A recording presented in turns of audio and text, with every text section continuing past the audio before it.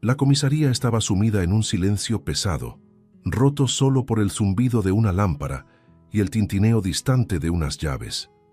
El ambiente era claustrofóbico, paredes azuladas, barrotes de hierro, el olor a sudor mezclado con desinfectante. Detrás del escritorio, un policía de uniforme impecable, Héctor, llenaba papeles, ajeno al mundo. La puerta chirrió y una niña pequeña entró, Antonia. El cabello recogido en un moño apresurado, la piel sudada, la mirada firme. En sus manos temblorosas, un billete arrugado de $5. Se acercó despacio, respirando hondo. «Señor, vine a pagar la fianza de mi papá».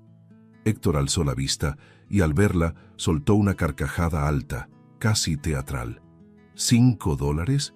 ¿Qué crees que es esto, una panadería? Se recargó en la silla, golpeando la mesa mientras reía, el sonido rebotando entre las paredes. Antonia apretó el billete con fuerza. «Por favor, señor, él no hizo nada. Es bueno». Me dijo que la justicia ayuda a la gente buena.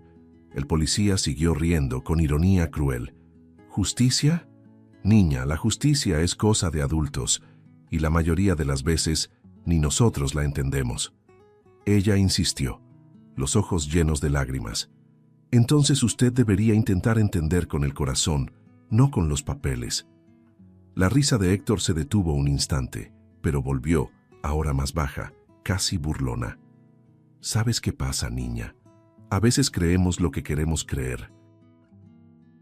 Tu padre debe haber hecho algo. Todos aquí lo han hecho. La niña dio un paso al frente, el rostro tenso. Entonces la justicia no sirve para nada si los hombres buenos e inocentes están presos. La frase salió firme, a pesar del llanto. Héctor la miró en silencio por unos segundos, el semblante endurecido. Por primera vez, su voz bajó el tono. Hace 2 años, mi hijo casi muere. Un ladrón quiso su celular y cuando corrió, lo empujó a un lago. Solo tenía 8 años. Desvió la mirada moviendo los papeles, como si buscara valor para continuar. Si no hubiera sido por un hombre bueno que se lanzó al agua sin pensarlo, mi hijo estaría muerto ahora. El ladrón nunca fue atrapado. La justicia también me falló a mí. Antonia parpadeó lentamente, absorbiendo cada palabra. Entonces, usted sabe lo que es ver a alguien bueno sufrir por culpa de una mentira. Héctor suspiró. Vete a casa, pequeña. Si tu padre es inocente, de algún modo saldrá de aquí. Ella extendió el billete sobre la mesa. Guárdelo, por favor, es todo lo que tengo. La mirada de Héctor siguió a la niña hasta la puerta. Caminaba despacio, con el mentón en alto y el poco orgullo que le quedaba. Detrás de los barrotes, el hombre del uniforme naranja, Álvaro, observaba en silencio. El reflejo de la niña en el vidrio separaba el mundo de la libertad del de la prisión. Héctor se recostó en la silla, las palabras de ella resonando en su mente. La justicia no sirve para nada si los hombres buenos están presos. Por un instante, su risa anterior le sonó como una vergüenza. La puerta se abrió de nuevo y un niño con mochila entró apurado. Francisco. «Papá, olvidé mi lonchera en la patrulla», dijo, pero se detuvo al ver el semblante abatido del padre. En el pasillo, notó a la niña saliendo, secándose el rostro con el dorso de la mano. «¿Quién era ella, papá?». Héctor respondió distraído. «La hija de ese hombre es el preso». Francisco frunció el ceño, miró hacia la celda y se quedó inmóvil.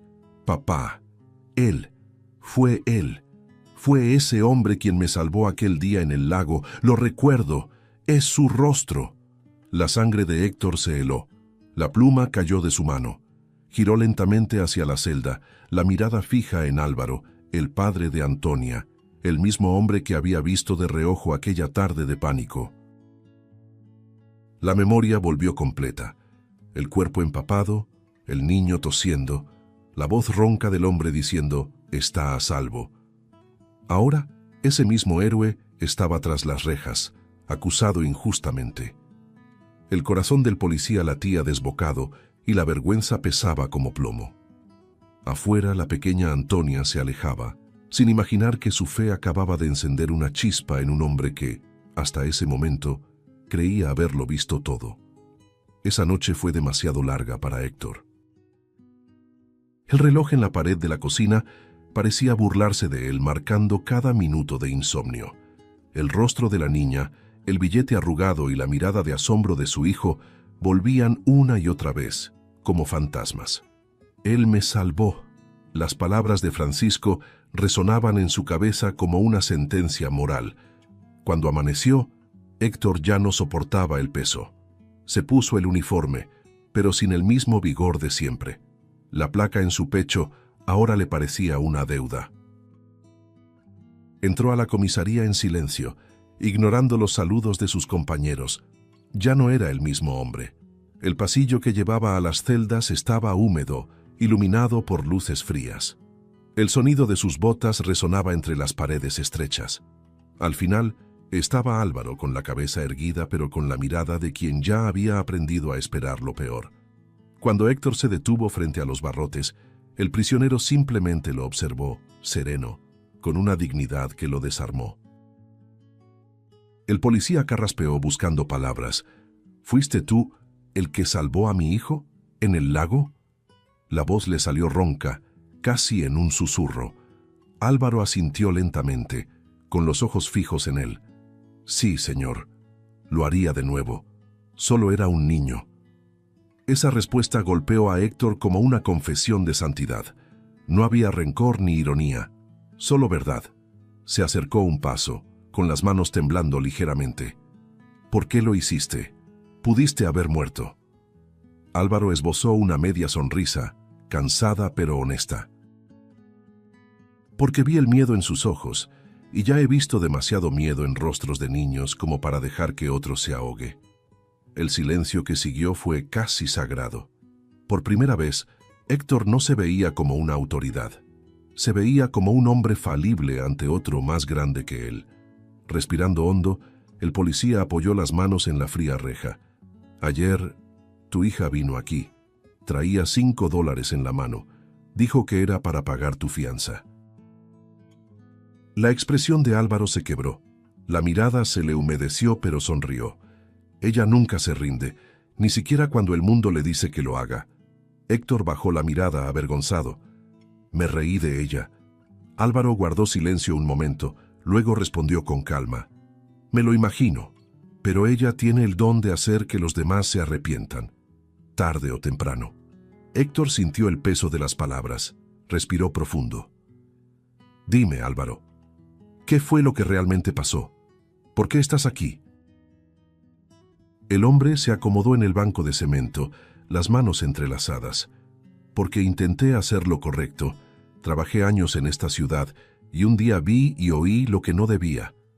El jefe de policía, Jorge, se reunía con delincuentes locales, entregaba armas, información, hacía acuerdos. Lo vi. Él también me vio. Al día siguiente, me acusaron de un asalto a mano armada en una tienda. Dijeron que fui yo, pero nunca hubo pruebas, solo su palabra. Y eso bastó. Su tono era firme, pero sin odio. La diferencia es que él tiene amigos en lo alto y yo solo tenía a mi hija. Héctor sintió el estómago revolverse.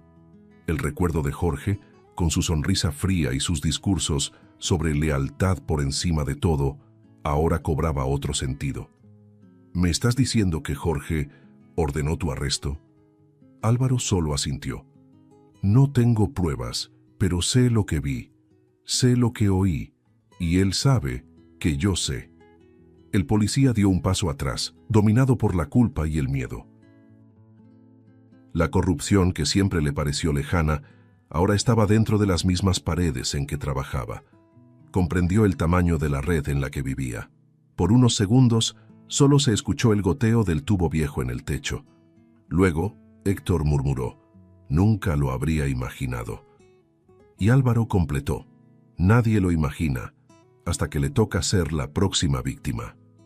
El silencio fue roto por el sonido distante de llaves y pasos.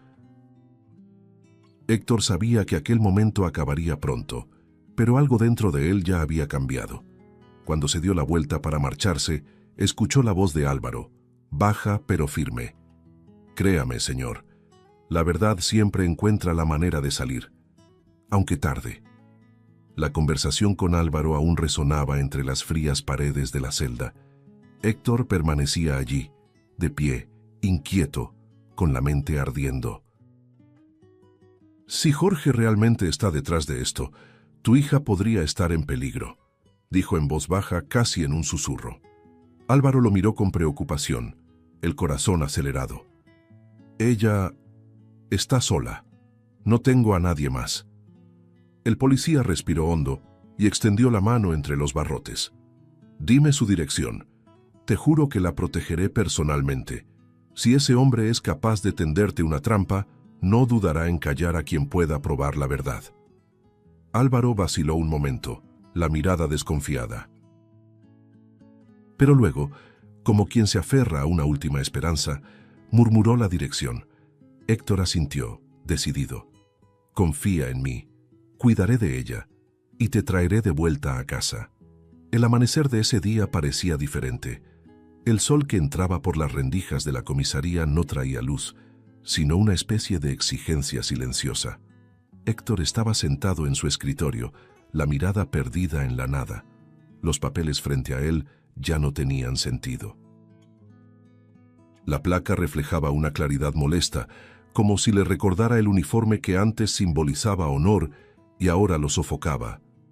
Las palabras de Álvaro martillaban en su cabeza. El jefe entrega armas, hace acuerdos, y junto a ellas, la imagen de la niña con los $5. La conciencia no le daba tregua. Por primera vez en muchos años, Héctor sentía que debía elegir entre ser policía o ser un hombre justo. Se levantó con un impulso casi febril. Tomó su sombrero, guardó la placa en el bolsillo y salió sin avisar a nadie. El auto vibraba por las calles estrechas del barrio pobre y en cada esquina el sentimiento de deuda crecía. Cuando llegó a la casa de Antonia, se detuvo unos segundos antes de tocar. Era una construcción sencilla, con paredes descascaradas y cortinas desteñidas. El viento hacía crujir el portón oxidado. Por un momento dudó. ¿Cómo pedir perdón a una niña que tenía más valor que él? Respiró hondo, levantó la mano y tocó la puerta. Esta se abrió lentamente, revelando a Antonia con la misma mirada firme y curiosa. En cuanto lo vio, sus ojos se agrandaron. El silencio entre los dos estaba cargado de recuerdos incómodos. Héctor se quitó el sombrero y se inclinó ligeramente en señal de respeto. Antonia, vine a pedirte perdón. Su voz temblaba, el tono ronco, distinto del hombre autoritario que ella había conocido. Me reí de ti. Fui cruel, pero ahora sé quién es tu padre. Y te prometo con todo lo que tengo, que haré lo posible para demostrar que es inocente. La niña se quedó quieta, sosteniendo un muñeco viejo entre las manos. Sus ojos se llenaron de lágrimas, pero no se movió. Todos dicen eso, señor, que van a ayudar, pero después desaparecen. Héctor dio un paso al frente, los ojos brillando de sinceridad. No voy a desaparecer, pequeña. Tu padre salvó a mi hijo, y ahora es mi turno de salvarlos a ustedes dos. No sé cómo aún, pero lo descubriré. Voy a investigar todo, aunque pierda mi trabajo. El aire dentro de la pequeña casa se sentía pesado. El reloj marcaba el tiempo con un tic-tac nervioso, como si el mundo esperara la respuesta de la niña. Antonia lo observó en silencio, intentando medir lo que veía. Ese hombre que antes se burlaba de ella, ahora tenía el rostro marcado por el arrepentimiento, y su voz cargaba un peso que solo el remordimiento verdadero puede dar. Se acercó despacio y abrió una pequeña caja de juguetes. Sacó de adentro un cuaderno de tapa azul, con páginas amarillentas y letras desiguales. Mi papá escribía todo aquí, dijo, entregando el cuaderno con ambas manos. Me dijo que, si algo le pasaba, debía guardarlo y mostrárselo a alguien bueno. Héctor lo tomó con cuidado, como si sostuviera algo sagrado. Abrió las páginas y vio nombres, fechas, horarios, placas de autos, lugares de entrega. Todo coincidía con lo que Álvaro había contado, y con registros que él mismo había visto desaparecer misteriosamente de las investigaciones. «Dios mío», murmuró, hojeando las notas. Él tenía pruebas. Intentó advertirlo. La niña asintió, pero nadie quiso escuchar. Por un instante el policía sintió una mezcla de rabia y vergüenza. Las líneas de aquel cuaderno eran el retrato de una verdad que todo el sistema fingió no ver. Lo cerró y miró a Antonia con un nuevo tipo de respeto. «Tu padre confió en mí sin saberlo, y voy a demostrar que tenía razón al hacerlo». Antonia sonrió tímidamente, como quien por primera vez deja que la esperanza respire. «¿De verdad lo va a lograr?», preguntó en voz baja. Héctor se agachó para quedar a su altura. «No sé si lo lograré, pero juro que no dejaré de intentarlo». La niña asintió y en un impulso lo abrazó. Héctor se quedó inmóvil un segundo, sorprendido, y luego le devolvió el abrazo con una ternura que hacía años no sentía. Ese contacto inocente disipaba años de cinismo y miedo. Era como si en ese instante se sellara una alianza silenciosa, la fe de una niña unida a la redención de un hombre. Cuando salió de la casa, el sol ya estaba alto. Apretaba el cuaderno contra el pecho, como si fuera un escudo. En su mirada había algo nuevo, determinación. Caminó hacia el coche, la mente llena de planes. Cada página de ese cuaderno sería una llave, y él estaba dispuesto a abrir todas las puertas que la verdad había intentado cruzar. Esa noche estuvo marcada por el sonido de las páginas al pasar. Héctor estaba en casa, sentado a la mesa, con el cuaderno de Álvaro abierto frente a él, las anotaciones esparcidas como piezas de un rompecabezas que nadie había querido armar. La lámpara lanzaba una luz amarillenta sobre la mesa, y el cigarro olvidado en el cenicero se consumía solo. Cada línea escrita con la caligrafía irregular de Álvaro parecía gritar por justicia. Había nombres, rutas, números de serie de armas desviadas y detalles que solo alguien dentro de la corporación podía saber. Héctor pasaba la mano por su cabello, la respiración agitada. «Dios mío, esto es más grande de lo que pensé». Al amanecer fue directo a la comisaría, disimulando el nerviosismo. Llevaba el cuaderno escondido dentro de la chaqueta, como quien carga una bomba. Pasó junto a sus compañeros sin mirar, intentando actuar con naturalidad. En el pasillo se cruzó con Jorge, el jefe de policía, que lo saludó con la misma sonrisa helada de siempre. «Trabajando temprano, Héctor? Me gusta eso». La voz sonaba ensayada, venenosa. Héctor forzó una sonrisa. Hay días en que la conciencia no deja dormir. Jorge rió bajo y se alejó, pero su mirada permaneció, pesada, inquisitiva. El corazón de Héctor se aceleró. Era como si el mismísimo diablo hubiera olfateado el peligro. En su oficina, Héctor cerró la puerta con llave y encendió la computadora. Tecleó los nombres del cuaderno y los cruzó con registros internos. La coincidencia era escalofriante. Casos cerrados por falta de pruebas, armas extraviadas, órdenes falsas e incluso testigos que habían desaparecido misteriosamente. Todo coincidía con lo que Álvaro había anotado. Respiró hondo, sintiendo el peso de la verdad materializarse. Tenía razón. Jorge está en el centro de todo. El eco de su propia voz pareció confirmar su temor. A cada clic del teclado, el abismo se hacía más profundo. Más tarde, fue a casa de Antonia para mostrarle que estaba cumpliendo su promesa. Ella lo recibió en el porche, con la misma mirada atenta y madura. ¿Descubrió algo?, preguntó, abrazando el osito que siempre llevaba. Héctor se agachó frente a ella y sonrió levemente. «Tu papá no mintió. Lo que escribió es verdad». «Estoy encontrando pruebas, pero esto es peligroso, pequeña.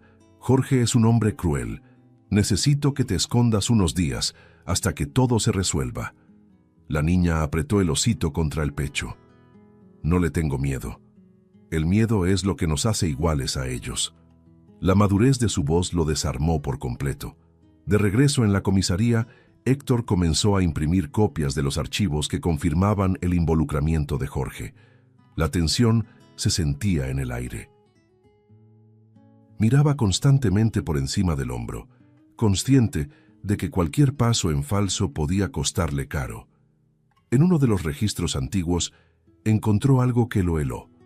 Una nota sobre una operación fantasma, con el nombre de Álvaro en el informe. Una emboscada fabricada para justificar su arresto. Lo armaron todo, murmuró.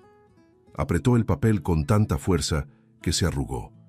El sonido distante de pasos en el pasillo lo hizo esconder las pruebas rápidamente en el cajón. Al final del día, fue a una sala aislada y llamó a un contacto de confianza en el Departamento de Integridad Interna. Necesito una reunión urgente. Es sobre Jorge. Tengo pruebas. Del otro lado, silencio. ¿Sabes el riesgo que eso implica, verdad, Héctor? Él miró el cuaderno sobre la mesa, recordó la voz de Antonia y respondió sin dudar. Vale el riesgo. Ya perdí el derecho de quedarme callado. Cuando colgó, el eco del teléfono aún vibraba. Su rostro estaba tenso, pero en sus ojos brillaba una nueva firmeza, la misma chispa que había visto en la niña. Esa noche, mientras caminaba hacia el coche, la sensación de ser observado lo acompañaba. Las sombras parecían moverse solas, los reflejos en los vidrios, distorsionados. Entró, cerró la puerta y apoyó la cabeza en el volante, exhausto. Afuera, las luces de la ciudad parpadeaban como si intentaran advertirle algo. Sabía que estaba pisando un campo minado. Aún así, la voz de Antonia regresó a su mente, pura y decidida. El miedo es lo que nos hace iguales a ellos. Sonrió cansado y murmuró. Entonces no tendré miedo. El día terminó más sombrío de lo que el amanecer había prometido. Héctor conducía de regreso a casa, los ojos cansados y la mente ardiendo con todo lo que había descubierto. El silencio dentro del coche era más fuerte que cualquier ruido. La radio estaba apagada, las calles vacías, y el reflejo de las luces de los postes cruzaba el parabrisas como si lo observara. Cuando estacionó frente a su casa, algo lo inquietó. La puerta estaba entreabierta. Por un instante pensó que tal vez había olvidado cerrarla, pero un escalofrío le recorrió la espalda. Entró despacio, con la mano sobre el arma. «¿Francisco?», llamó con voz cautelosa. Ninguna respuesta. El reloj de la pared marcaba las 9:40 p.m. La televisión seguía encendida, el plato de la cena sobre la mesa y el vaso de jugo a la mitad. El silencio era grotesco. «¿Francisco?», repitió ahora más alto. Su voz resonó en la casa vacía. Héctor recorrió cada habitación, abriendo puertas, moviendo cortinas, mirando debajo de la cama, del sofá. Todo estaba en su lugar, excepto lo esencial. El cuarto del niño estaba desordenado, la ventana abierta, la sábana caída al suelo. Sintió el estómago contraerse. Un grito de desesperación desgarró el aire. «¡Francisco!», pero solo el eco respondió. El pánico se transformó en instinto. Tomó el teléfono y llamó a todos los compañeros en quienes confiaba. Nadie sabía nada. Ninguna patrulla había pasado por la zona, ningún movimiento sospechoso registrado. El miedo se convirtió en culpa, y la culpa en furia. «¡Maldita sea!», gritó golpeando la pared. En ese instante, un pensamiento lo atravesó como una cuchilla. Jorge. El nombre resonó en su cabeza como veneno. Salió apresurado, el corazón desbocado, el volante crujiendo entre sus manos. La única persona que podía ayudarlo ahora era la niña que creía más en la verdad que cualquier adulto. La casa de Antonia estaba a pocos minutos, pero el trayecto pareció eterno. Cada semáforo rojo era una tortura. Cuando llegó, saltó del coche antes de apagar el motor. Golpeó la puerta, jadeante. La niña abrió, asustada por su expresión. «Señor Héctor».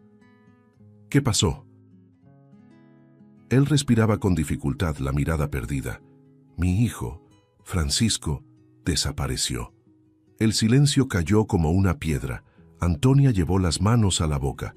¿Desapareció? ¿Cómo? ¿Llamó a la policía? Él negó con la cabeza nervioso.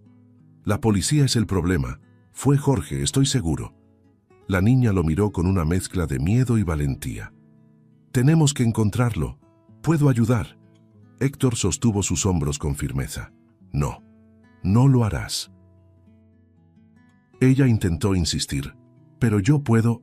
Él la interrumpió, la voz quebrada. Antonia, escúchame. Le prometí a tu padre que te protegería. Y eso es lo que haré ahora. Quédate aquí. Cierra la puerta. No la abras por nadie. Las lágrimas comenzaron a rodar por su rostro, pero él se mantuvo firme. Por favor, señor, Francisco es mi amigo. Él bajó la mirada, intentando ocultar el temblor en su voz. Y por eso tengo que ir solo. Ellos saben quién eres. Si te ven conmigo, también irán por ti. Entonces el teléfono en su bolsillo vibró. El tono resonó en la pequeña habitación y el sonido, aunque familiar, parecía venir del mismísimo infierno. Héctor contestó conteniendo la respiración. ¿Aló? Del otro lado, una voz fría y arrastrada. Ve al almacén del puerto solo. Si quieres ver a tu hijo con vida. Héctor cerró los ojos, tragando el pavor. Jorge, maldito, si tocas un cabello de su cabeza, yo... La llamada se cortó. Solo quedó el silencio. Permaneció inmóvil unos segundos, como si el suelo hubiera desaparecido bajo sus pies. Antonia se acercó, temblando. Fue él, ¿verdad? El hombre que encarceló a mi papá. Héctor asintió, los ojos enrojecidos. Sí. Y ahora quiere destruirme por completo. La niña intentó tomarle la mano, pero él se apartó tenso.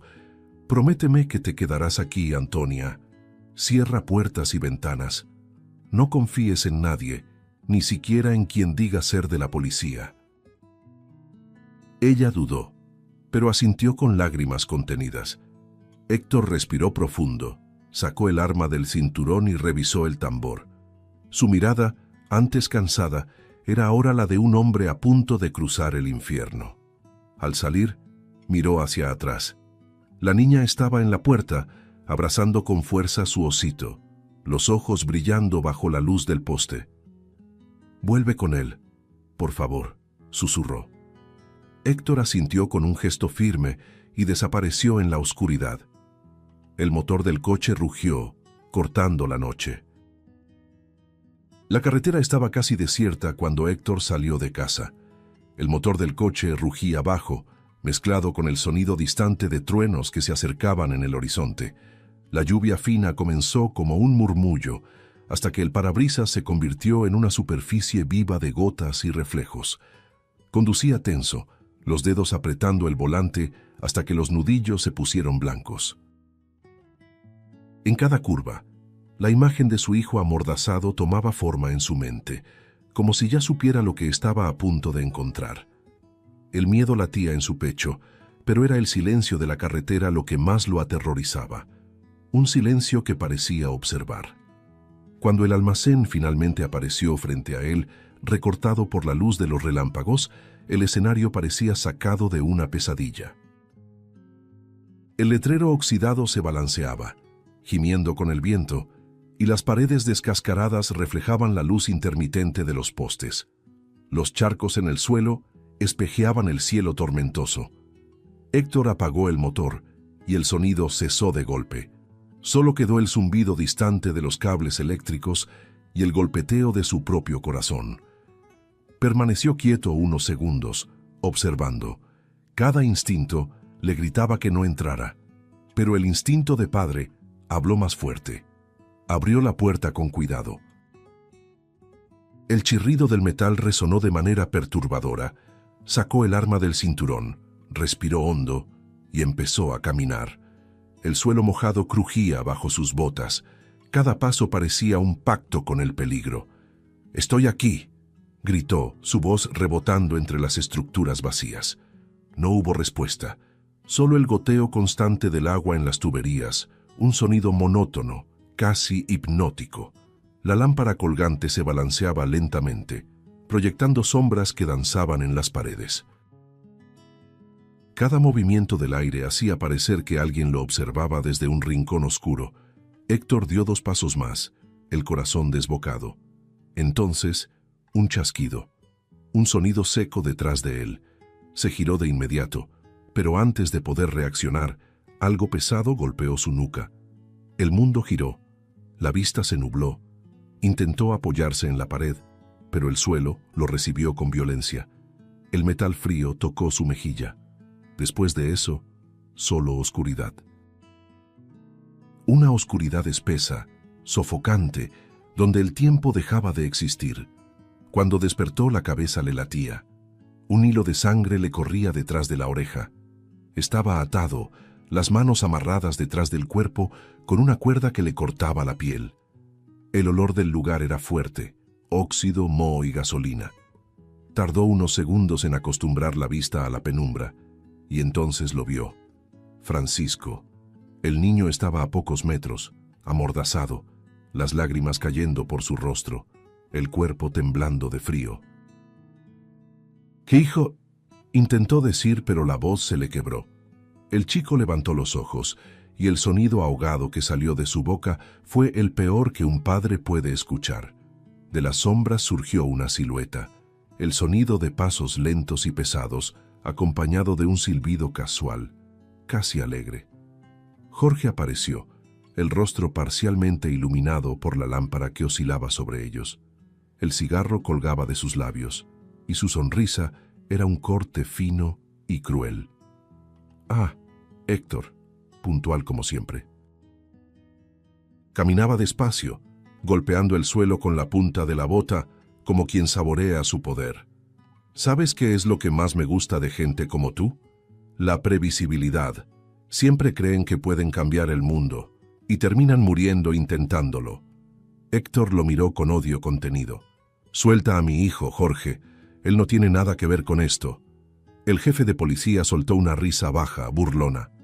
«¿Nada que ver? Claro que sí. ¿Creíste que podías exponerme y salir ileso?» Necesitaba asegurar tu atención, y nada llama más a un hombre que el sonido de su propia sangre llorando. La frase cayó como veneno en el aire. Jorge se agachó y pasó la mano por el cabello de Francisco, que se apartó instintivamente. Tiene los ojos de su padre. Lástima que no vivirá lo suficiente para usarlos. «¡No lo toques!», gritó Héctor, tirando de las cuerdas hasta que sintió la piel rasgarse. El eco de su voz se mezcló con el trueno afuera. Jorge solo sonrió, complacido con su desesperación. «Te lo advertí, Héctor. Te dije que no hurgaras donde no debías, pero quisiste ser héroe. Ahora mírate, atado, sucio, derrotado, y lo peor de todo, responsable de la muerte de tu propio hijo». Levantó la pistola apuntando lentamente. El arma brillaba con el relámpago. Héctor cerró los ojos un segundo. «Por favor, déjalo ir. Mátame a mí, solo déjalo libre». Jorge respondió con calma sádica. «Justicia poética, amigo mío. Tú y él juntos hasta el final». Un ruido interrumpió el momento, un sonido metálico, distante pero claro, como algo cayendo. Jorge giró la cabeza enseguida. «¿Quién está ahí?». El silencio respondió. Héctor mantuvo la mirada fija en la dirección del sonido, intentando ver. Otro ruido, más cerca, un tintineo, luego un tropiezo. Las sombras se movieron, y de pronto, una pequeña figura apareció, escondiéndose detrás de una pila de cajas. Era Antonia. Los ojos grandes, respiración agitada, el cuerpo temblando, pero decidida. Héctor sintió que el aire le faltaba. «No, no, Dios mío, Antonia». Jorge abrió los ojos, sorprendido. «¿Pero qué demonios?». Apuntó el arma hacia las cajas. La niña retrocedió un paso y el sonido de una lata rodando delató su posición. «¡Sal de ahí!», gritó furioso. Antonia se quedó inmóvil, los ojos llenos de lágrimas. Héctor gritó con todas sus fuerzas. «¡Corre, Antonia! ¡Ahora!». La distracción fue suficiente. Con un impulso desesperado, Héctor logró romper parte de la cuerda y se lanzó contra Jorge. El impacto fue brutal. El arma se disparó. El sonido seco, resonó en el techo, levantando polvo y humo.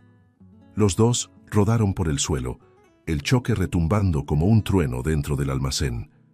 Mientras luchaban, Antonia corrió hacia Francisco, los dedos temblorosos intentando quitarle el trapo de la boca. «Tranquilo, tranquilo, ya va a pasar», susurró, jadeante. El niño lloraba en silencio. Cada golpe detrás de ellos la hacía estremecerse, pero no se detuvo. Consiguió liberarlo y, sin dudar, tomó el celular caído en el suelo. «Policía, habla Antonia, el almacén del puerto, están aquí». Su voz temblaba, pero era firme. Del otro lado, la promesa de refuerzos. En el suelo, Héctor logró tomar ventaja. Empujó a Jorge contra la pared. El arma resbaló de sus manos y se deslizó por el piso mojado. «Esto es por Álvaro, y por cada hombre que destruiste». Rugió golpeándolo hasta hacerlo caer. El sonido de las sirenas comenzó a acercarse, mezclándose con la lluvia que ahora caía con furia. Jorge, ensangrentado, intentó levantarse, pero Héctor lo inmovilizó, presionando la rodilla contra su pecho hasta oír el clic de las esposas. El silencio que siguió fue tan profundo que ni la lluvia se atrevió a romperlo. Francisco corrió a los brazos de su padre, sollozando. «Papá, pensé que ibas a morir». Héctor lo abrazó con fuerza, el rostro pegado al cabello empapado del niño.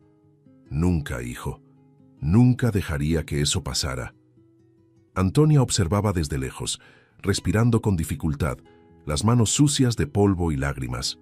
Cuando Héctor se levantó, caminó hacia ella. Por un instante solo se miraron, un hombre y una niña unidos por algo más grande que el miedo. Él se arrodilló y dijo con la voz entrecortada: «Nos salvaste. Otra vez». Las luces rojas de las patrullas llenaron el almacén, reflejándose en los charcos como brasas vivas. Jorge fue llevado esposado, el rostro torcido por el odio. Héctor, exhausto, seguía abrazando a su hijo mientras miraba a Antonia, esa pequeña niña de valentía desmedida que había enfrentado lo imposible. Afuera, la tormenta rugía, pero dentro del almacén el aire se sentía más ligero. Por primera vez, el policía respiraba como un hombre libre.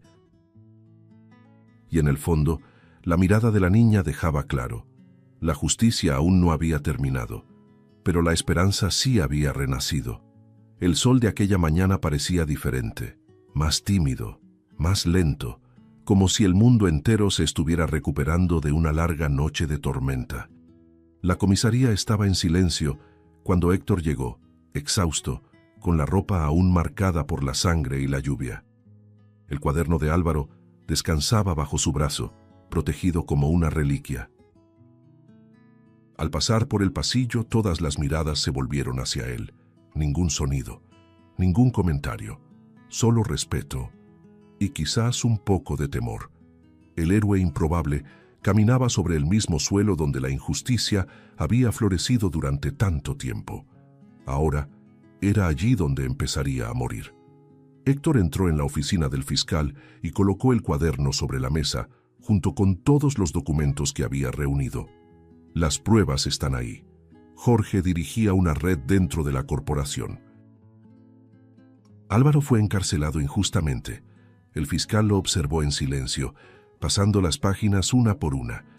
Las anotaciones, las copias de los registros falsificados, las fotografías, todo estaba ahí. El peso de la verdad era innegable. «Reabriremos el caso de inmediato», dijo el hombre con voz grave.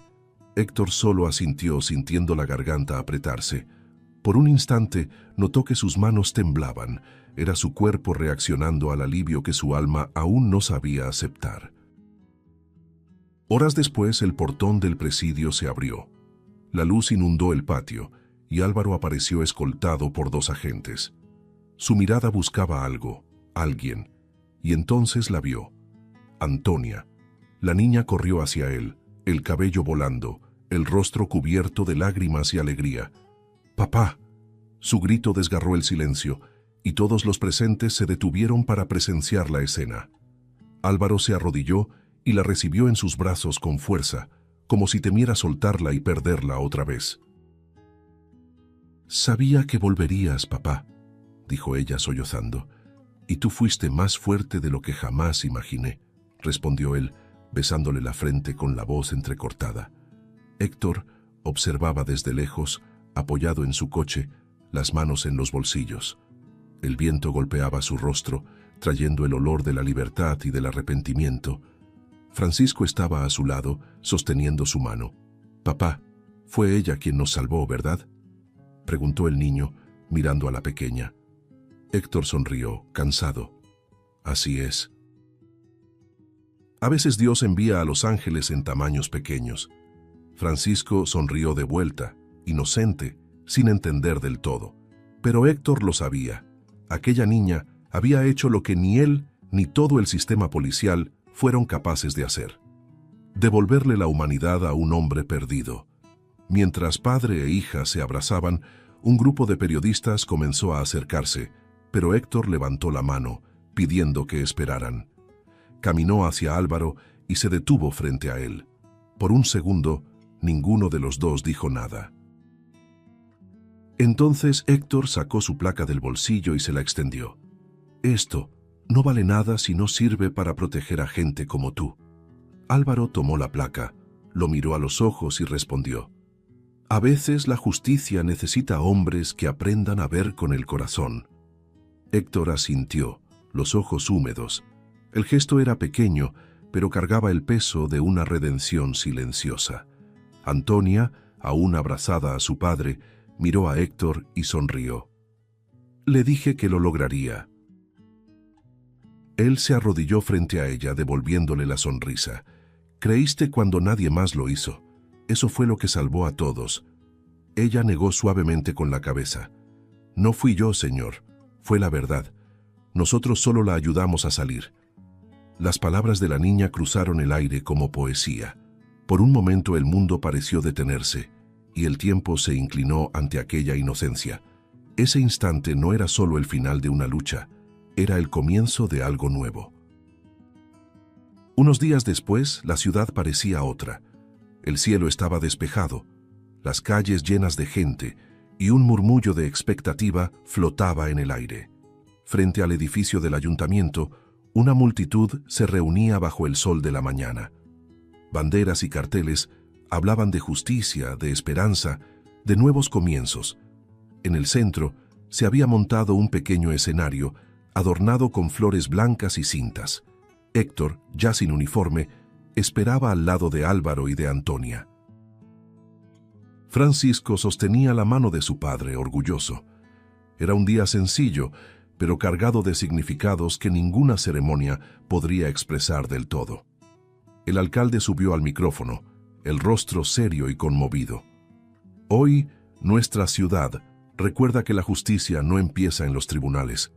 Empieza en el corazón de quienes no se rinden ante lo correcto». El público guardó silencio, y esa lección nos la dio una niña. Su mirada se dirigió a Antonia, que se encogió tímidamente detrás de su padre. Una niña que no se doblegó ante el miedo, que creyó en la inocencia de su padre y desafió al poder con nada más que $5 y un corazón puro. Los aplausos comenzaron tímidos, luego crecieron hasta llenar la plaza. El alcalde se acercó y colocó en las manos de Antonia una pequeña medalla dorada, colgada de una cinta azul. «En nombre de la ciudad, en nombre de la verdad y del valor, te entrego esta medalla simbólica de valentía». La niña miró el objeto con los ojos llenos de lágrimas, sin saber si debía sonreír o llorar. Sus pequeños dedos temblaban al sostenerla, y el reflejo dorado parecía iluminar su rostro con algo más que orgullo. Era pureza, fe, amor. Álvaro se arrodilló a su lado, secándole las lágrimas con el pulgar. «Eres mi milagro, hija mía». Héctor dio unos pasos al frente, visiblemente emocionado. El público volvió a guardar silencio. Respiró hondo, miró a la multitud y comenzó a hablar. «Durante años creí que la justicia era castigar. que ser policía era obedecer, seguir reglas, mantener el orden. Pero un día, una niña de 6 años entró a una comisaría con $5 en la mano y me enseñó lo que es la verdadera justicia. Su voz se quebró y tuvo que contener el llanto. Ella me mostró que el valor no es no sentir miedo, sino enfrentarlo por lo que es correcto. Y hoy, al mirarla, entiendo lo que significa tener fe. La multitud estalló en aplausos. Algunos lloraban, otros sonreían en silencio, conmovidos por algo que no necesitaba palabras. Antonia, sin comprender del todo el peso de aquel discurso, sostuvo la medalla y miró a Héctor con gratitud. Francisco corrió hacia ella y le entregó una flor que había tenido desde el inicio. «Es para ti, porque salvaste a mi papá y al tuyo también». Ella sonrió, abrazando la flor contra su pecho, mientras las cámaras capturaban ese instante simple y eterno. Álvaro se acercó a Héctor. Por un momento, ambos se miraron en silencio. Luego, sin decir nada, se abrazaron. Un abrazo fuerte, pesado, de hombres que encontraron la redención en medio del dolor. A su lado, los dos niños observaban, unidos por algo que solo los corazones inocentes comprenden por completo. Toda la plaza se puso de pie, aplaudiendo sin descanso. El viento sopló más fuerte, elevando el sonido de las palmas, mezclándolo con el canto de las gaviotas que sobrevolaban el cielo abierto. La imagen final era de unión. Antonia tomada de la mano de su padre, levantando la medalla. Francisco sonriendo, el rostro limpio, los ojos brillando, y Héctor mirando al cielo, como quien agradece a algo más grande. En ese instante, todo tenía sentido. La risa burlona de antes, el miedo, la culpa, la oscuridad, todo los había llevado hasta allí. Y en el fondo, una verdad quedaba clara. A veces, es un niño quien nos enseña lo que significa ser humano. Mientras el eco de los aplausos recorría la ciudad, una brisa suave cruzó la plaza, moviendo las cintas azules de la medalla de Antonia. El sol se reflejó en ellas como si el mismo cielo sonriera. Era el final de una historia, pero el comienzo de una nueva vida, donde la fe de una niña había demostrado que la justicia, cuando nace de la pureza, puede transformar incluso el corazón más endurecido. Si te gustó el contenido, no olvides suscribirte al canal para ver más videos como este. Deja tu like para apoyarnos y activa las notificaciones para no perderte ninguna novedad. Eso nos ayuda a seguir creando lo mejor para ti. Hasta el próximo video.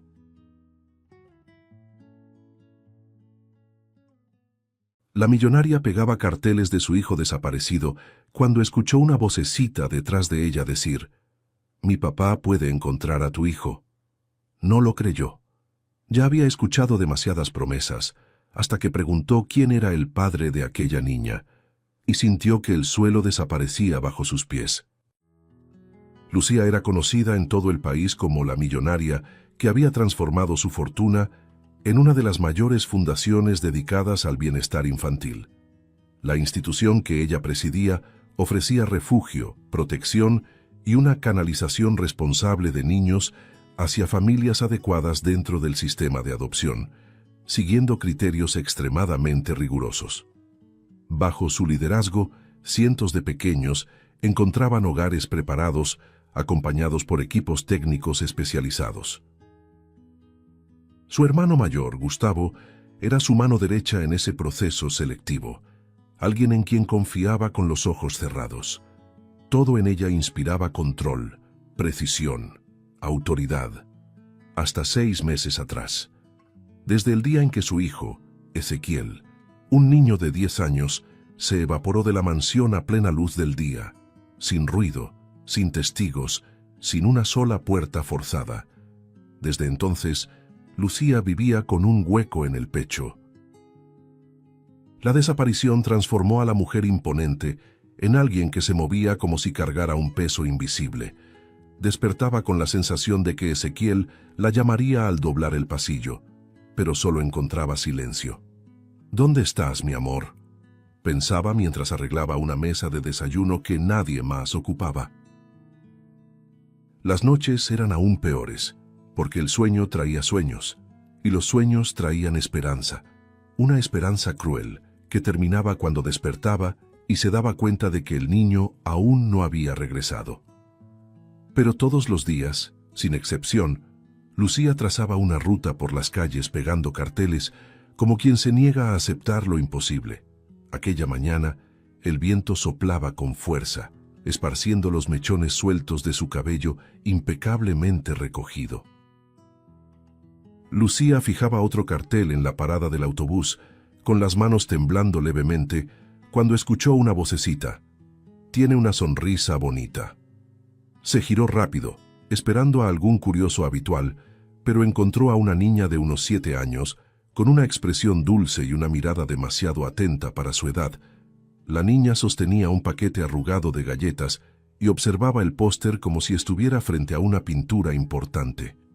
«Gracias», murmuró Lucía, forzando una sonrisa cansada. Pero la niña no apartó los ojos de la foto. «Parece un niño bueno». Lucía respiró hondo, intentando mantener la postura que había aprendido a sostener en crisis públicas. Pero ahí, frente a esa niña, algo la desarmaba. Era... ya no sé cómo decirlo, confesó sorprendida de dejar escapar tanta vulnerabilidad. La niña frunció el ceño, como quien entiende más de lo que debería, y respondió: «Lo extrañas mucho». La afirmación simple la golpeó de lleno. Lucía llevó la mano al pecho, invadida por una oleada súbita de emoción. «Siento como si me hubieran partido en dos». La niña asintió despacio, dio un paso al frente y añadió: «Mi papá puede encontrar a tu hijo». La frase quedó suspendida en el aire como una ruptura. Lucía parpadeó varias veces, sin saber si había escuchado bien. «Cariño, tú no entiendes. No es tan sencillo», respondió, tratando de suavizar. Pero la niña mantuvo una postura firme. «Él es muy bueno encontrando personas. Siempre sabe dónde buscar». Lucía sintió algo inquietante.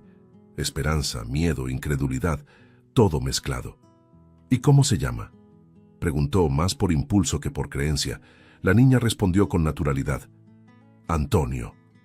El nombre sonó como un eco antiguo, algo que raspó la memoria de Lucía de forma incómoda, como si abriera una puerta que ella no quería volver a cruzar. «¿Antonio?», repitió lentamente, intentando unir cabos sueltos dentro de su propia mente. El corazón se le aceleró de una manera extraña. «¿Puedes llevarme con él?», preguntó, sintiendo una urgencia que no sabía explicar. La niña sonrió de forma ligera, casi orgullosa, y sujetó la correa de la mochila que llevaba. «Claro, está en casa. Ven conmigo». Lucía dudó solo un segundo, mirando el cartel recién pegado que ondeaba con el viento, como si observara su propia desesperación impresa ahí. Luego respiró hondo y dijo: «Está bien, muéstrame el camino». Las dos caminaron lado a lado por la acera, y Lucía sentía que cada paso encendía una nueva ansiedad, como si algo a punto de emerger estuviera escondido justo adelante. La niña caminaba confiada, balanceando los brazos con naturalidad, mientras Lucía desviaba la mirada hacia las ventanas, las personas, cualquier cosa que pudiera darle una pista de lo que estaba ocurriendo. Dentro de sí, los pensamientos se atropellaban. ¿Será coincidencia? ¿Será que... no puede ser él? Pero la inquietud insistía, y mientras doblaban la esquina, Lucía tuvo la incómoda sensación de que, al conocer al padre de esa niña, algo dormido volvería a salir a la superficie. Lucía siguió a Erika hasta la pequeña casa, pero cada paso parecía reabrir algo dentro de ella. El barrio sencillo contrastaba intensamente con su vida de lujo, y ese contraste la inquietaba. El sonido de puertas azotándose, niños corriendo por la calle y autos viejos pasando, formaba un escenario que rara vez presenciaba. La niña caminaba con naturalidad, como si llevara a Lucía a un lugar donde verdades dormidas finalmente despertarían. Cuando se detuvieron frente a la puerta beige, la mujer sintió que el corazón se le aceleraba. ¿Por qué ese nombre me movió tanto?, se preguntó en silencio. Erika empujó la puerta y anunció con alegría: «Papá, traje a alguien». Lucía respiró hondo, y entonces lo vio. Antonio apareció lentamente, secándose las manos con un trapo de cocina. Sus ojos se congelaron al reconocerla. El trapo se le resbaló de los dedos y cayó al suelo. Lucía. El nombre fue dicho con dureza, como quien recuerda de inmediato una herida que nunca cerró. Ella tragó saliva. Antonio, yo... Pero él ya había apartado el rostro, dominado por una tensión evidente. Erika percibió el ambiente extraño y se quedó en el pasillo mirando a uno y otro como quien observa una tormenta a punto de estallar. «Papá, ella necesita ayuda. Su hijo». Antonio levantó la mano, pidiendo silencio. «Ve adentro, cariño. Trae tu dibujo. Ahorita hablo contigo». La niña obedeció, pero dejó atrás la sensación de que ese reencuentro no sería sencillo. Lucía mantuvo la postura, pero su pecho parecía a punto de ceder. Antonio cruzó los brazos y sostuvo su mirada con frialdad. «¿Por qué viniste aquí?». Lucía respiró hondo intentando ordenar las palabras. «Yo necesito ayuda. No sabía que eras tú, Antonio. Solo lo supe cuando te vi». Él soltó una risa corta, amarga. «Claro que no sabías. Tú nunca supiste nada de lo que realmente importaba». El golpe fue profundo, pero ella permaneció en silencio. Era momento de enfrentar aquello. «Antonio, por favor, lo que pasó entre nosotros es pasado. Yo ya ni me acuerdo de eso». Él levantó el mentón, indignado. «Ah, ¿no te acuerdas? Entonces déjame recordarte lo que pasó». Su voz se volvió firme, amarga. «Yo era responsable de investigar a las familias en el proceso de adopción. Yo decidía quién estaba apto para recibir a un niño, quién tenía condiciones reales de ofrecer amor, estabilidad y respeto». Dio un paso al frente. «Y fue precisamente por eso que noté que algo estaba mal». Lucía sintió que el aire se volvía pesado cuando Antonio continuó. «De pronto, los niños empezaron a ser enviados a familias ricas que no cumplían casi ninguno de los requisitos, gente poderosa, con antecedentes dudosos, recibiendo aprobaciones sin justificación. Yo sabía que había algo podrido», apretó los puños. «Así que investigué por mi cuenta. ¿Y sabes qué encontré? Un esquema criminal, dinero, sobornos, documentos manipulados y el nombre de tu hermano, Gustavo, en el centro de todo». El rostro de Lucía palideció. Gustavo siempre había sido su apoyo, su consejero, el hombre que compartía con ella el peso de la fundación y la responsabilidad por tantos niños. Eso es imposible», susurró. Antonio negó con la cabeza. «Te mostré las pruebas, todas y cada una. ¿Te acuerdas? Las puse sobre tu escritorio y dijiste que eran falsas. Me llamaste irresponsable. Dijiste que yo intentaba sabotear a tu familia». Dejó escapar una risa triste. «Yo confiaba en ti». Lucía cerró los ojos, invadida por el arrepentimiento. El recuerdo volvió nítido. La reunión, los papeles que desechó, la expresión herida de Antonio cuando ella lo acusó de inventarlo todo.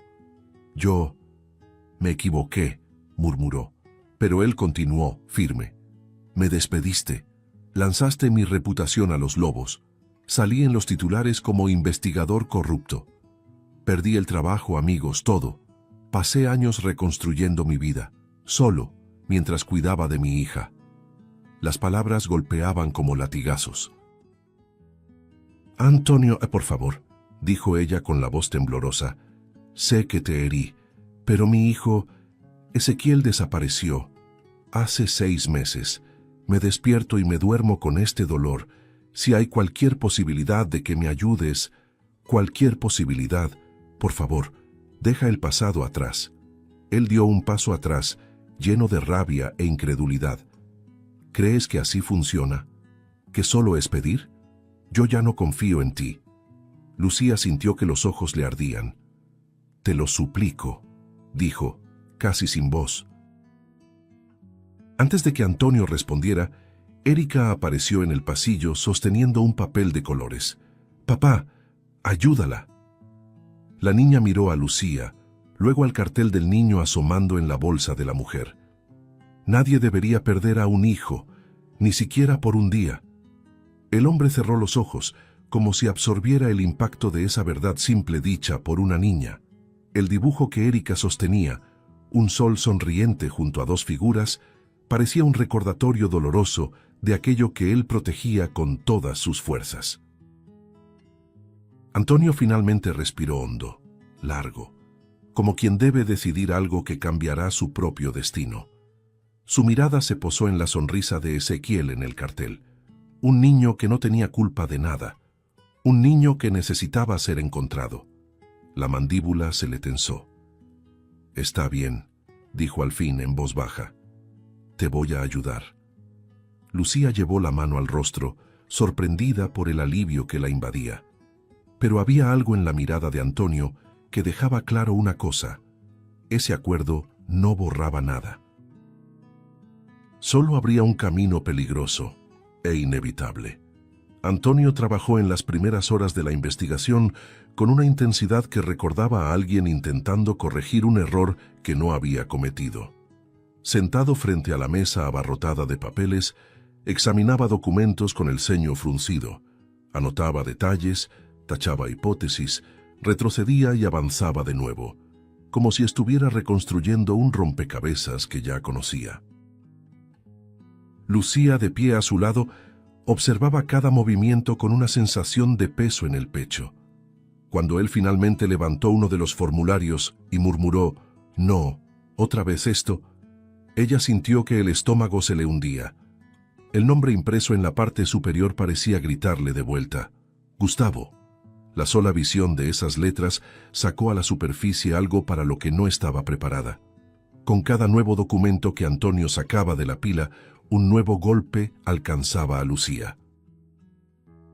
Había registros de depósitos frecuentes, conversaciones internas entre empleados, informes manipulados y autorizaciones de adopción firmadas con prisa, y todas tenían alguna relación con Gustavo. «Mira esto», dijo Antonio, empujando el papel hacia ella con la voz firme, cargada de indignación. «Esta familia fue rechazada 3 veces, luego misteriosamente aparece aprobada, y alguien recibió dinero por eso». Lucía sintió que las manos le temblaban. Tal vez sea un error del sistema, o una verificación mal hecha. Gustavo él siempre protegió a los niños. La frase salió frágil, casi infantil, como si intentara aferrarse a un suelo que ya no existía.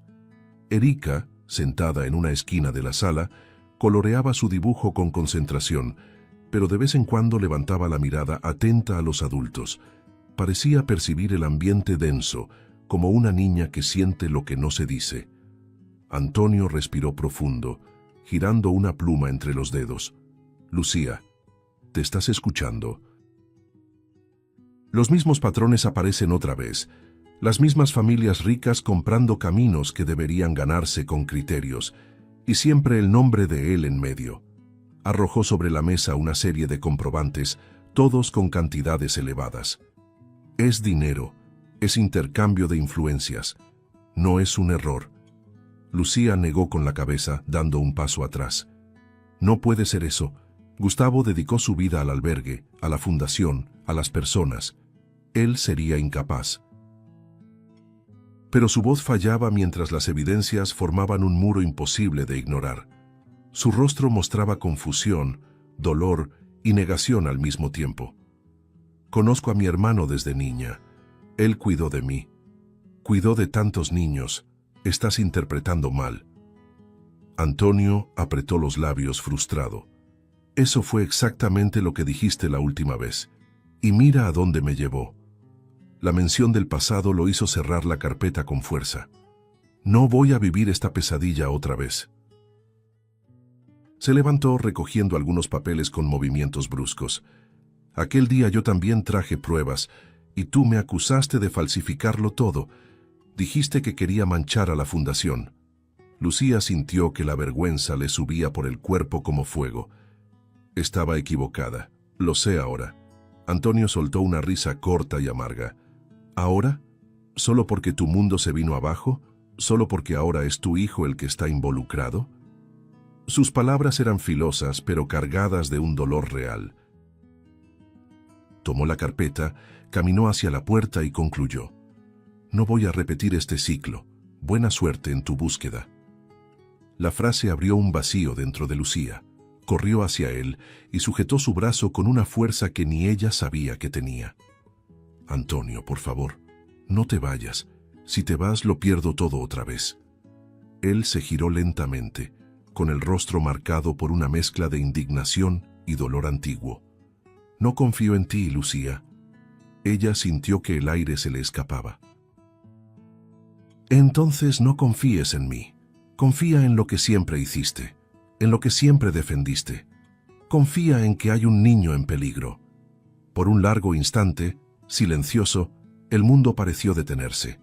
Erika se acercó despacio, sosteniendo su dibujo con sus manos pequeñas. Papá, ayúdala. Nadie debería perder a un hijo. El dibujo, dos figuras tomadas de la mano bajo un sol sonriente, se balanceaba suavemente en la mano de la niña.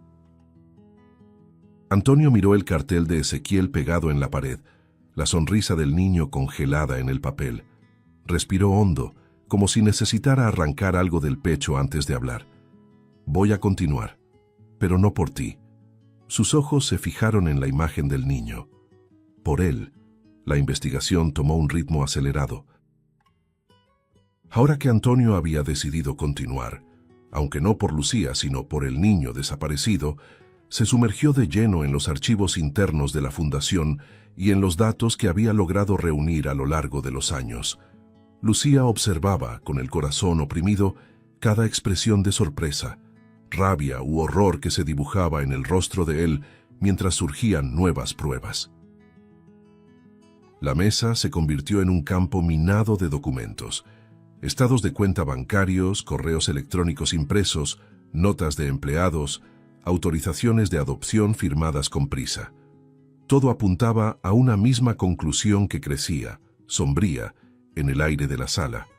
Fue entonces cuando Antonio encontró un informe confidencial, fechado pocos días antes de la desaparición de Ezequiel. Lo leyó una vez. Luego volvió a leerlo. Su respiración se volvió pesada. Lucía, ven a ver esto. Ella se acercó con vacilación, sintiendo que el estómago se le revolvía. El documento describía movimientos inusuales de Gustavo, visitas nocturnas al albergue de la fundación, encuentros con choferes contratados por fuera y registros alterados de entrada y salida de niños. Las palabras parecían vibrar ante sus ojos. Esto debe ser un error, murmuró, como si insistir en la negación pudiera impedirle caer en el abismo que se abría. No es un error, respondió Antonio con una voz firme, directa, casi cruel por la necesidad de verdad. Sacó otro archivo, el testimonio de una empleada que, temiendo represalias, había solicitado anonimato. La mujer relataba haber visto a Gustavo con un niño que no formaba parte del proceso de adopción de ese día. Mira aquí, dijo él señalando el papel. Lo describe: niño, de unos 10 años, cabello castaño, ropa formal infantil. Lucía sintió una oleada de hielo recorrerle el cuerpo. No, Antonio, no digas eso. Él completó sin suavizar. Describió a tu hijo, Lucía. La sala quedó en silencio, como si el aire hubiera sido arrancado del lugar. Lucía se llevó las manos a la boca, con los ojos llenos de lágrimas. ¿Estás diciendo que mi hermano, que Gustavo...? Antonio asintió levemente, pero su mirada mostraba el dolor de tener que destruir las últimas defensas de ella. Secuestró a su propio sobrino. La frase resonó como un disparo, atravesándolo todo. Lucía retrocedió, tambaleándose hasta apoyar la mano en la pared. Dios mío, repetía, como si necesitara escucharlo para creerlo. Era como si el suelo hubiera desaparecido dejando solo un vacío terrible donde antes había confianza. Antonio continuó, aunque su voz ya no tenía la dureza inicial, sustituida por algo casi compasivo. Estas transacciones bancarias coinciden con los días en que Gustavo alteró documentos de adopción, desvió dinero, manipuló procesos, compró silencios. Pasó la mano sobre los papeles, extendiéndolos sobre la mesa, y cuando se dio cuenta de que estaba a punto de ser descubierto, sacó a Ezequiel de la mansión, calculado, rápido, silencioso. Incluso a Antonio le costaba aceptar la gravedad de lo que decía. Lucía se tenía acceso a todas las áreas, tenía poder, tenía influencia, y usó todo eso para cometer un crimen imperdonable. Erika, que había dejado de dibujar hacía rato, observaba todo con la inquieta inocencia de quien percibe la gravedad, aunque no la comprenda del todo. Sus ojos grandes se fijaron en Lucía, que ahora sollozaba en voz baja, completamente derrumbada. «Pero, ¿por qué?», preguntó ella como un lamento roto. «¿Por qué mi hermano haría esto con el niño?». Antonio no respondió de inmediato. No había una respuesta sencilla ni una justificación limpia. «A veces lo que está podrido por dentro es más profundo de lo que podemos ver», dijo finalmente. «Lo que hizo no tiene explicación que lo absuelva». Lucía se sentó en el sofá, perdida. El recuerdo de Gustavo sosteniendo a Ezequiel en brazos, enseñándole a andar en bicicleta, preparando fiestas de cumpleaños, volvió con fuerza y violencia, pero ahora mezclado con un horror imposible de conciliar. «Yo no vi, no quise ver», susurró. Antonio se acercó despacio y colocó sobre la mesa la última prueba, una firma de ella falsificada, usada en documentos ilegales. «Te usó, te ocultó la verdad, y mientras tú confiabas en él, convirtió a su propio sobrino en un arma». Lucía levantó el rostro, y por primera vez, su dolor se mezcló con algo nuevo, una furia que nacía lentamente, a punto de estallar en lo que vendría después. Lucía pasó horas mirando las pruebas sobre la mesa, como si pudiera borrarlas solo con la fuerza de la negación. Antonio la observaba en silencio, desconfiado, pero respetando el espacio que ella decía necesitar. Era una noche pesada, sofocante, y la mujer sentía algo crecer dentro de sí, una mezcla de culpa, vergüenza y una esperanza irracional. «Esto es cosa de familia. Nadie necesita saberlo más que nosotros dos». La idea tomó forma en su mente como una mentira reconfortante. Decidida, con el corazón en llamas, Lucía resolvió que lo arreglaría todo sola, sin policía, sin Antonio, sin la niña que la miraba con preocupación. Se levantó despacio, tomó el celular y dijo apenas: «Necesito respirar un poco», y salió. En el pasillo, su respiración se volvió irregular. Era como si estuviera a punto de cometer un pecado consciente. Marcó el número de Gustavo con las manos temblorosas.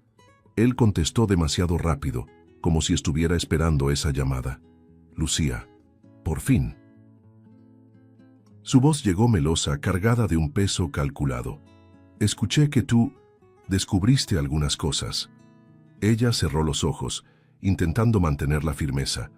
«Necesito hablar contigo, cara a cara, pero solo nosotros dos». Del otro lado de la línea, un silencio lleno de sonrisas no dichas. «Claro, hermanita, como en los viejos tiempos». El tono destilaba cinismo. Lucía caminó hasta el auto sin dejar rastro. No dejó nota, no envió mensaje, no avisó a nadie. «Es mi familia, yo me encargo». La frase se repetía en su mente como un mantra roto. El destino que Gustavo le envió era una dirección apartada, casi intencionalmente aislada. Cada kilómetro recorrida aumentaba la opresión en su pecho. Intentaba ordenar sus pensamientos. Imaginaba que tendría una conversación dura, dolorosa, pero aún así civilizada. «Gustavo me amó toda la vida», murmuró para sí misma como si pudiera convencerse. «Me amó, amó a Ezequiel». El galpón apareció ante ella como una sombra deformada en medio de la nada. Lucía estacionó, bajó del auto y respiró hondo. La puerta metálica estaba entreabierta, como si la esperara. «Pasa, Lu», llamó Gustavo, con una sonrisa que no llegaba a los ojos. La recibió con los brazos abiertos, teatralmente afectuoso. «Mi hermanita, mírate. Tan pálida». Ella no respondió. «Tenemos que hablar», dijo, manteniendo la distancia. Él rió bajito, como alguien que disfruta un juego. «Claro que tenemos. Descubriste mis travesuras, ¿verdad? Siempre tan listas y siempre tan lenta al mismo tiempo». Lucía tragó saliva. «¿Dónde está Ezequiel?», preguntó, yendo directo al punto. Gustavo arqueó las cejas, casi ofendido. «¿Así le hablas a tu hermano? ¿Sin un abrazo? ¿Sin un ¿cómo estás?». Dio algunos pasos hacia ella, pero ella retrocedió. «Gustavo, ya basta. Vi todo. Los registros, las firmas, los depósitos». Su sonrisa se ensanchó, ahora claramente falsa. «Ah, hermanita, siempre tan impresionable». Inclinó la cabeza estudiando su rostro. «¿Qué pasa? ¿Antonio te volvió a convencer? ¿Ese ingrato todavía te manipula? Vine porque quiero resolver esto solo entre nosotros», dijo ella con firmeza, la voz quebrada. «Como familia». En ese instante Gustavo se quedó inmóvil. No lo esperaba. Un brillo extraño cruzó sus ojos, algo entre sorpresa, irritación y triunfo. Lentamente comenzó a aplaudir, cínico. «Bravo, Lucía. Por fin entendiste cómo funcionan las cosas. La familia cuida a la familia». Se dio la vuelta y caminó hacia una pila de cajas. «Y la familia sabe guardar secretos». Su tono cambió. Grave, venenoso. Secretos importantes. Cuando ella dio un paso adelante, creyendo por un segundo que aún existía diálogo posible, Gustavo giró el cuerpo con rapidez. El golpe fue frío y preciso. Le arrancó el celular de la mano con violencia. «No pensaste que te dejaría venir aquí con eso, ¿verdad?». La sonrisa desapareció y dio paso a algo brutal. «Siempre fuiste ingenua, Lucía». El galpón pareció encogerse a su alrededor. «Ahora dime, mi querida hermana, ¿qué piensas hacer con todo lo que descubriste?». Lucía sintió que la verdad aplastante subía como un grito dentro de ella. Estaba completamente atrapada, y Gustavo nunca tuvo intención de conversar. El galpón quedó sumido en un silencio tenso después de que Gustavo le arrancó el celular de las manos a Lucía. El sonido del aparato al golpear el suelo resonó por las paredes metálicas como una advertencia siniestra. Ella sentía el corazón acelerarse frenéticamente, el cuerpo temblando entre el miedo y la incredulidad. Gustavo caminaba en círculos lentos a su alrededor, con las manos ocultas en los bolsillos, lo que volvía cada movimiento impredecible. «Siempre creíste que podías controlarlo todo, ¿verdad, Lucía?», murmuró con una sonrisa torcida. «Pero aquí estás en mi territorio». Su respiración se volvió corta, irregular, y la sensación de peligro inminente se apoderó del aire pesado. Lucía intentó mantenerse firme, pero su cuerpo ya mostraba señales de desesperación. «¿Dónde está mi hijo?», insistió, con la voz quebrada. Gustavo se detuvo, inclinó la cabeza y sonrió con frialdad. «¿De verdad crees que estás en posición de exigir algo?». Se acercó despacio, tan cerca que ella podía percibir el olor metálico del lugar, como óxido mezclado con el perfume suave que él siempre usaba. «Te advertí, te pedí que confiaras en mí, pero elegiste a ese investigador fracasado en lugar de a tu familia». La mención de Antonio le hizo arder los ojos, pero al mismo tiempo encendió una chispa de esperanza. Tal vez él notaría su ausencia. Tal vez.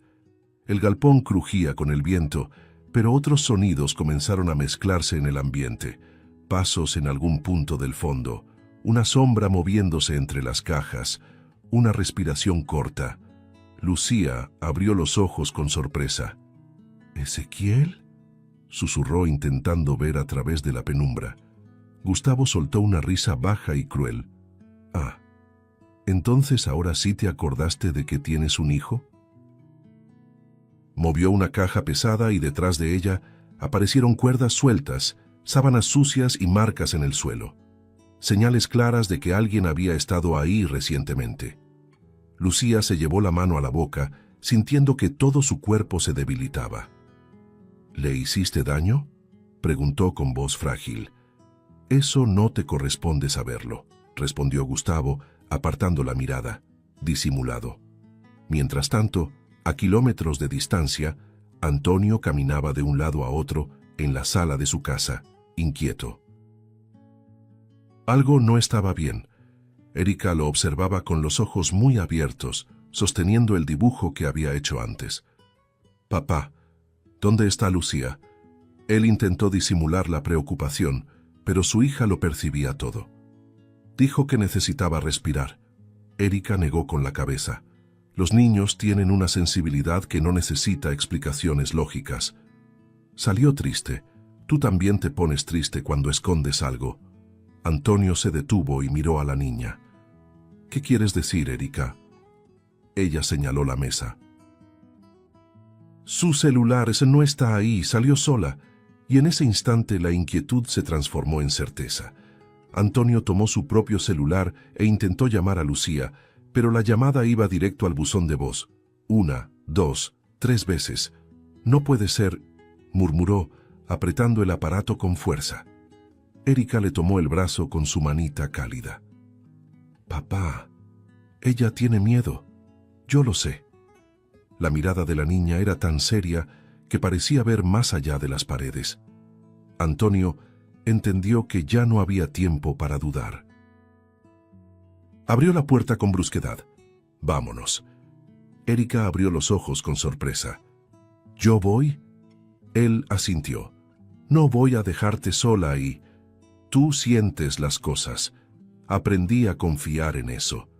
La niña respiró hondo, como si comprendiera la gravedad del momento, y salió corriendo junto a su padre. De vuelta en el galpón, Gustavo finalmente dejó de fingir calma. Empujó a Lucía contra la pared con una brutalidad inesperada. Tú lo tenías todo, todo. Y lo pusiste en riesgo por culpa de un incompetente que desenterró lo que yo construí. Lucía golpeó la espalda con fuerza, soltando un gemido ahogado.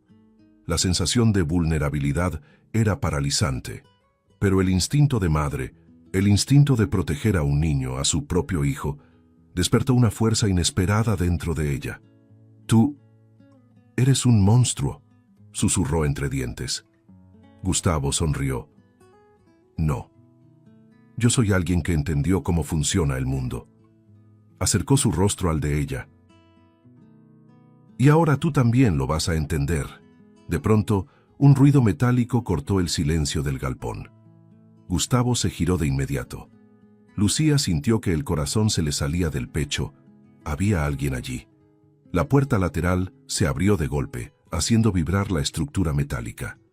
Antonio entró primero, armado solo con determinación y una mirada feroz, seguido de Erika, que se mantenía detrás de él, respirando rápido. La presencia de la niña, tan pequeña y tan valiente, parecía iluminar el lugar oscuro. Gustavo soltó una risa incrédula. Claro, el héroe llegó. Antonio avanzó un paso. Suéltala, Gustavo. Ahora. La expresión de Gustavo cambió de burla a algo más sombrío. Jaló a Lucía del brazo, colocándola entre él y Antonio. Da un paso más y ella sufre.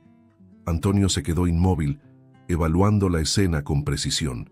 Entonces, un sonido suave, casi un susurro, atravesó el galpón. Tía Lucía. La voz débil, infantil, venía detrás de unas cajas. Lucía abrió los ojos, sintiendo que el mundo giraba. Instantes después, la pequeña figura de Ezequiel apareció, vacilante, demasiado delgado, demasiado pálido. El niño la miró con una mezcla de miedo y alivio. Mamá. La pérdida de control de Gustavo fue inmediata. ¡Cállate!, gritó, corriendo para sujetar al niño antes de que se acercara. Lucía intentó avanzar, pero él la empujó con violencia. Antonio reaccionó rápido. «¡Erika!», llamó. La niña, con los ojos fijos en el pequeño, gritó el nombre de Ezequiel como si llamara a la luz dentro de la oscuridad. ¡Ven! Fue suficiente para distraer a Gustavo por un segundo, un solo segundo, pero fue todo lo que Antonio necesitó. Se lanzó hacia adelante con precisión, sujetando el brazo de Gustavo y torciéndolo con fuerza. El grito del hombre retumbó en el galpón. El caos estalló en un instante. Lucía corrió hacia su hijo y lo abrazó con una desesperación silenciosa, pasando las manos por el rostro del niño como si necesitara confirmar que estaba vivo. Mi amor, susurraba entre lágrimas. Erika se acercó despacio, como si temiera romper ese reencuentro, pero Ezequiel levantó la mirada y le regaló una sonrisa débil, una sonrisa que parecía comprender que esa niña también había sido parte de su rescate. La policía llegó segundos después, inundando el galpón con luces rojas y azules que cortaban la oscuridad. Gustavo fue esposado mientras gritaba, lanzando insultos incoherentes. Antonio puso una mano firme sobre el hombro de Lucía, ayudándola a levantarse con el niño en brazos. Erika se acercó y tomó la mano de Ezequiel con delicadeza. Lucía, aún sin poder articular palabras, miró a la niña y vio en ella la fuerza silenciosa que la había llevado hasta ahí.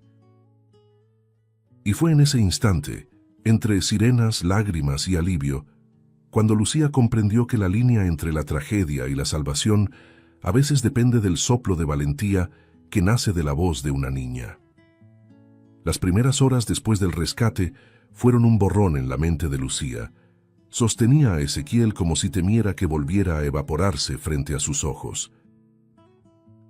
El niño estaba débil, tembloroso, pero había algo vivo en su mirada, como si la presencia de su madre reavivara una llama que casi se había apagado.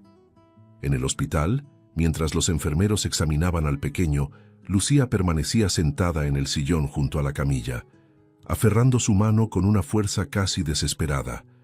Antonio y Erika esperaban afuera, en silencio, respetando ese momento que era solo de madre e hijo.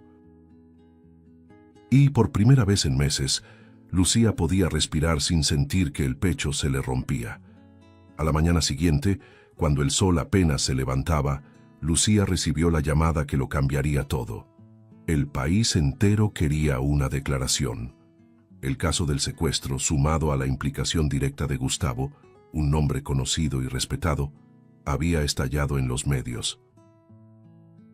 Reporteros invadían las calles cercanas al hospital. Cámaras intentaban captar cualquier movimiento, mientras comentaristas discutían los detalles con creciente indignación. Lucía miró a su hijo dormido y se preguntó si valía la pena revivir todo ese dolor públicamente. Pero algo dentro de ella, tal vez la fuerza que Erika había despertado, tal vez el valor que Antonio había reavivado, le dijo que era hora de dejar de esconderse. Frente al hospital, se había montado un escenario improvisado. Al subir, Lucía sintió el peso de cientos de miradas y lentes apuntándole. El viento movía su cabello y su cuerpo aún temblaba levemente, pero su voz, cuando por fin habló, salió firme. Mi nombre es Lucía Herrera. Soy madre. Soy presidenta de una fundación que debería representar esperanza.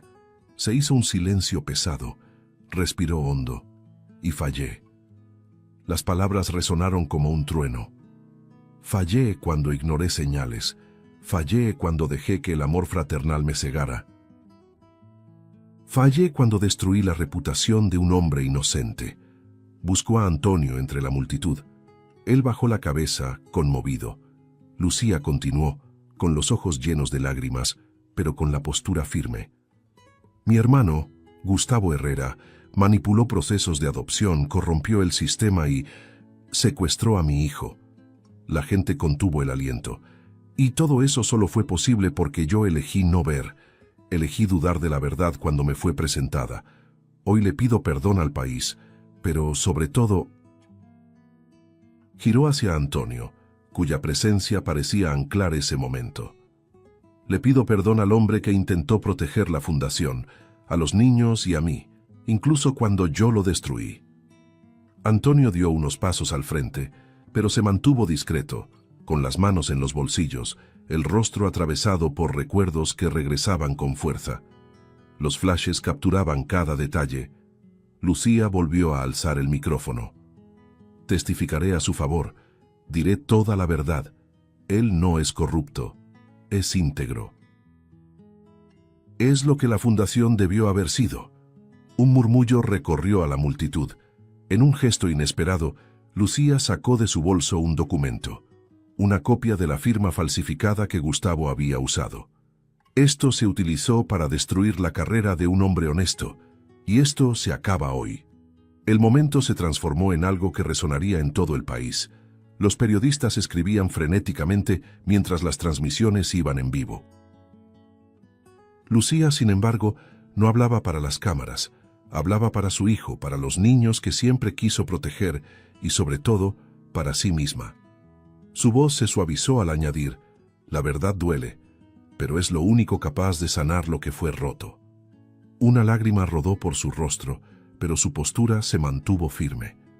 El país necesita saber que incluso las instituciones que cuidan de nuestros pequeños pueden ser corrompidas, y necesitamos estar atentos, necesitamos ser humanos. Después del pronunciamiento, Lucía bajó lentamente del escenario con las piernas temblorosas. La multitud se abrió. Algunos se acercaron para abrazarla, otros para agradecerle el valor, otros solo para mirar, impactados por la honestidad cruda que habían presenciado. Antonio se acercó despacio, como si estuviera invadiendo un territorio emocional que ya no le pertenecía. «No tenías que hacerlo de esa manera», murmuró, con la voz baja, quebrada. Lucía sonrió, aún con lágrimas en los ojos.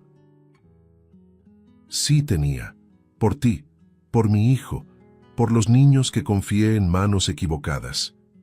Erika corrió hacia Lucía y la abrazó con fuerza a las piernas. La niña la miró con una sinceridad tan profunda que desarmaría a cualquiera. «Hiciste lo correcto», dijo, con la convicción pura y simple que solo una niña puede tener. Lucía tomó el rostro de Erika entre las manos. «Si no fuera por ti, ni siquiera sé si habría encontrado mi camino».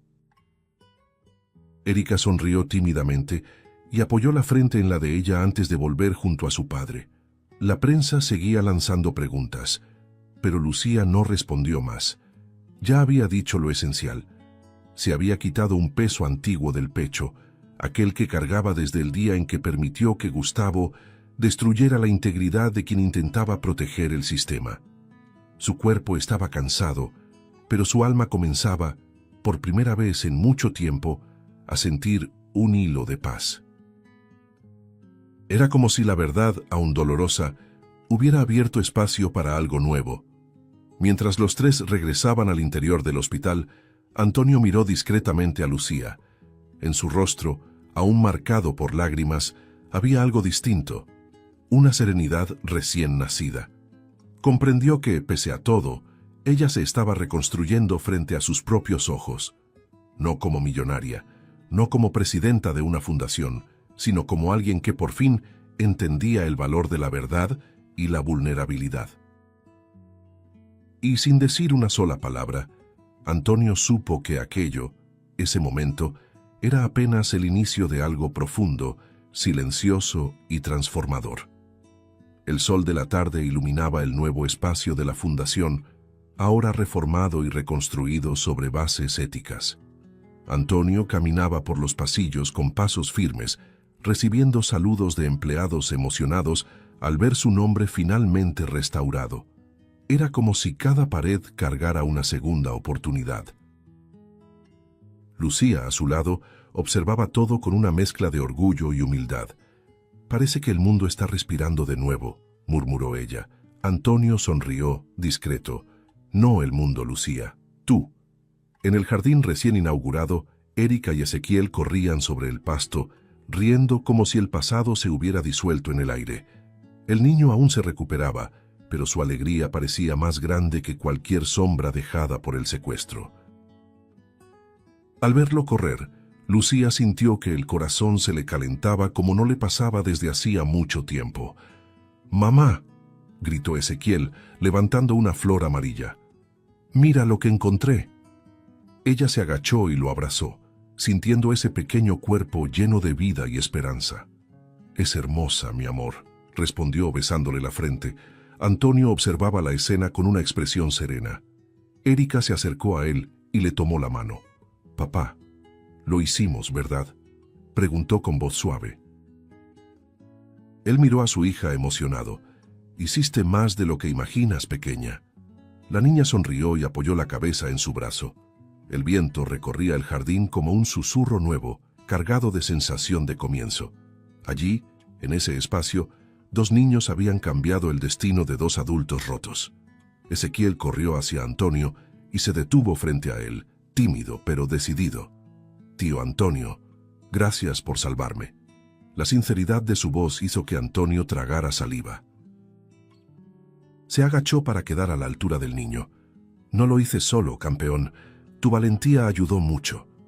Ezequiel sonrió con un brillo infantil que calentaba cualquier alma. «Pero tú apareciste cuando pensé que nadie iba a aparecer». Antonio desvió la mirada un instante, respirando hondo, conmovido por la fuerza simple de las palabras de un niño. Lucía se acercó, observando la interacción. Sentía que algo dentro de ella había sido reconstruido, no de golpe, sino pieza por pieza. «Gracias, Antonio», dijo en voz baja. Él la miró y en esa mirada había comprensión, perdón y algo que iba más allá de las palabras. «No tienes que agradecer. A veces la vida solo espera que tengamos el valor de volver a ver». Erika, que escuchaba, levantó la mano y tocó el brazo de Lucía. «Sí, viste. Por eso Ezequiel está aquí». El jardín pareció llenarse aún más de luz cuando Ezequiel, abrazando a Erika, añadió: «Somos un equipo». Los dos rieron, como si el futuro estuviera abierto frente a ellos. Lucía sintió lágrimas cálidas recorrerle el rostro, pero esta vez eran lágrimas de alivio, no de desesperación. «Un equipo muy fuerte», dijo ella, acariciando el cabello de su hijo, «porque ustedes son luz». Antonio observaba en silencio, comprendiendo que la fuerza de esos niños había sido más poderosa que cualquier tragedia y que, quizás sin darse cuenta, también lo habían salvado a él. Al final de la tarde, cuando el cielo comenzó a teñirse de tonos naranjas y rosados, Lucía miró a los 3, Antonio, Erika y Ezequiel, y sintió que algo nuevo había nacido ahí. No solo un futuro limpio para la fundación, sino una nueva forma de creer. Una historia marcada por el dolor, sí, pero también por la valentía y la ternura inesperada de 2 niños que se negaron a dejar que el mundo cayera en silencio. Y en ese instante, bajo el brillo suave del atardecer, Lucía comprendió que algunos comienzos no llegan con ruido, llegan con un soplo de esperanza sostenido por la pequeña mano de un niño. Si te gustó el contenido, no olvides suscribirte al canal para ver más videos como este. Deja tu like para apoyarnos y activa las notificaciones para no perderte ninguna novedad. Eso nos ayuda a seguir creando lo mejor para ti. Hasta el próximo video.